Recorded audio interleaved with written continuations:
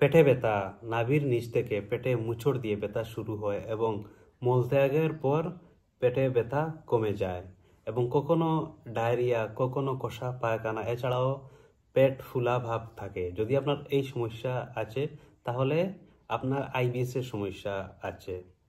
বিশেষজ্ঞদের মতে আমাদের শরীরের সবকিছু নিয়ন্ত্রণ করে মস্তিষ্ক, কিন্তু যদি এই সিগন্যালিংয়ে ফাংশনাল সমস্যা হয় তাহলে তৈরি হয় আইবিএস এর।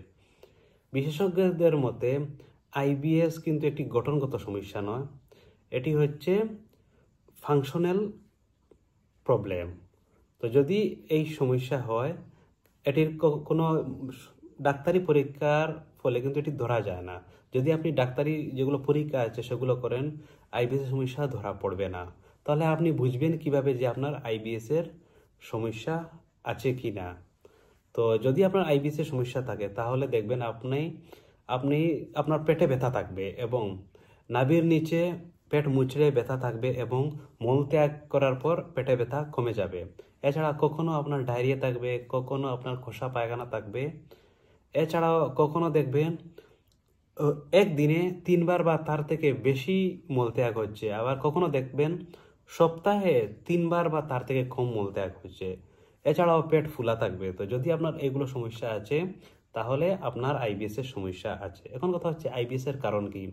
তো আইবিএস এর কারণ এখনো জানা নেই, আননোন।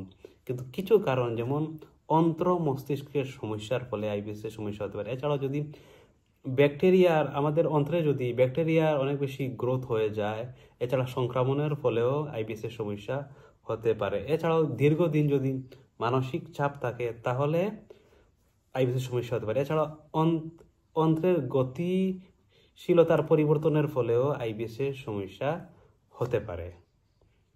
এখন কথা হচ্ছে আইবিএস এর চিকিৎসা কি।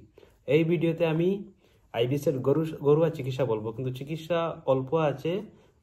আমি আইবিএস এর চিকিৎসা বলবো, অল্প চিকিৎসা ঘরোয়া চিকিৎসা আছে আমি বলবো। তো যেগুলো আপনি খান সেগুলো খাওয়ার ফলে যদি আপনার আইবিএস এর সমস্যাটা বেড়ে যায় তাহলে এগুলো খাবার ছেড়ে দিতে হবে এবং আপনি যে খাবারের তেল মশলা বেশি খান এটা ছেড়ে দিতে হবে। এরপর আপনি রোজ সকালে বেলের পাউডার বা বেলের জুস খেতে পারেন রোজ সকালে। এছাড়াও আপনি মন্দুকাপর্ণী গাছের পাতা, যে মন্দুকাপর্ণীর পাতার রস খেতে পারেন। এটিও কিন্তু অনেক সাহায্যকারী আইবিএস এর সমস্যা। এছাড়াও যদি আপনার অনেক বেশি আইবিএস এর সমস্যা আছে তাহলে আপনি একজন ডাক্তারের পরামর্শ নিতে পারেন এবং এই রোগ নিয়ে আপনি বেশি চিন্তা করবেন না, বেশি ভাববেন না। কারণ যত বেশি আপনি এই রোগ নিয়ে ভাববেন, চিন্তা করবেন, এই রোগটি তত বেশি বাড়তে থাকে। তাই এই রোগ নিয়ে বেশি আপনি চিন্তা করবেন না। যদি আপনার সমস্যা আছে আইবিএস এর তাহলে আমি যেগুলো বলছি সেগুলো মেনে চলবেন, আপনি অনেক ভালো ফল পাবেন। এবং যদি আপনার বেশি আইবিএস এর সমস্যা আছে তাহলে আপনি একজন ডাক্তারের পরামর্শ নিতে পারেন। তিনি আপনাকে ঔষধ দেবেন আইবিএস এর এবং আপনি এই রোগ থেকে মুক্তি পাবেন।